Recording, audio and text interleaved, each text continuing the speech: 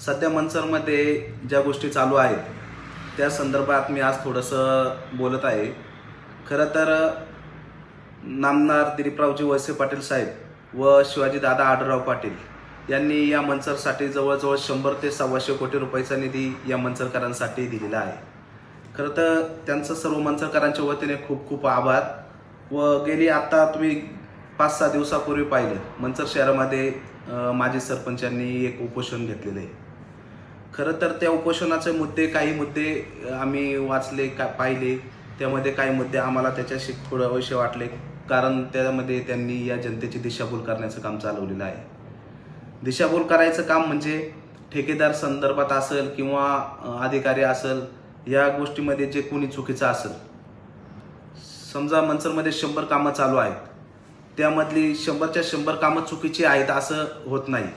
त्यामध्ये नक्कीच काही कामं चुकीची असतील किंवा ती निकृष्ट दर्जाची असेल तर त्यांच्यावरती 100% कारवाई ही झाली पाहिजे, या मताशी आम्हीही सहमत आहोत। कारण वळसे पाटील साहेबांनी दादांनी एवढा निधी टाकला आहे, तो आपल्या मनसरकरांसाठी टाकलेला आहे की या मनसरचा अतिशय चांगल्या प्रकारे विकास व्हावा व ती कामं चांगल्या प्रकारची व्हावी, म्हणून हा निधी टाकलेला आहे।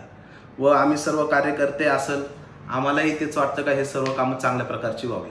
परंतु माझे सरपंच आहेत, त्यांनी असं दाखवलेलं आहे का हे जे चाललेलं आहे हे फक्त भ्रष्टाचार चालू आहे, या जनतेची पूर्णपणे दिशाभूल करत आहेत ते। मला त्यांना एक सांगणं आहे का तुम्ही 100% भ्रष्टाचार जिथं आहे ते सांगाच, परंतु जी काही कामं चांगली चाललेली आहेत त्या संदर्भात सुद्धा तुम्ही चांगली कामांसंदर्भात पण सांगितलं गेलेलं पाहिजे।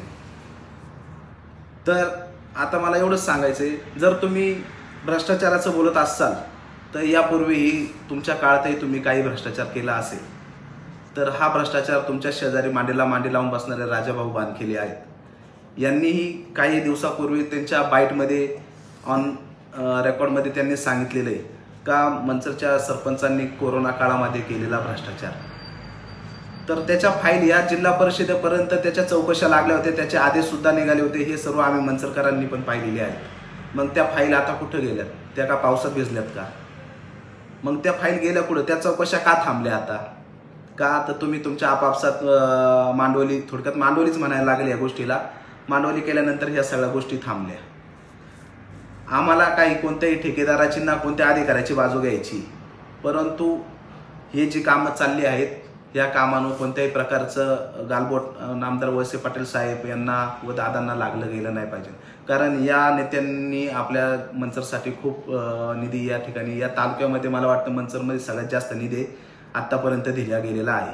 मनसर एक गावाकडून शहराकडे त्याचं वास्तवीकरण होत चाललेलं आहे आणि ते गरजेचं आहे। वाढती लोकसंख्या, या सगळ्या गोष्टी सुखसुविधा उपलब्ध झाल्या पाहिजेत। आणि तुम्ही ज्यावेळेस म्हटलात का हे सगळं स्थानिक किंवा कोणी यांच्यासाठी चाललेलं आहे किंवा याच्या टक्केवाऱ्या चाललेल्या आहेत, ज्या ठिकाणी टक्केवाऱ्या चालल्या असेल त्या गोष्टीला आमचा 100% विरोध आहे का ह्या गोष्टी घडल्या नाही पाहिजे।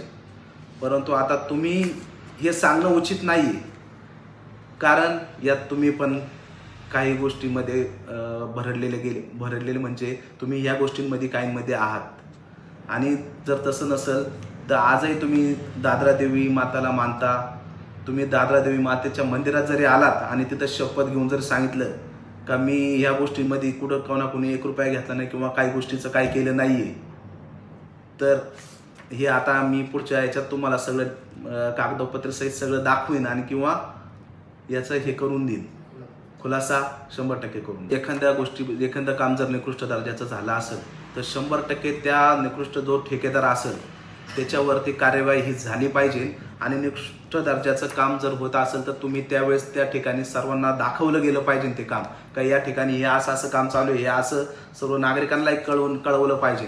हे तुम्ही उपोषण घेतलं, ठीक आहे, काय हरकत नाही।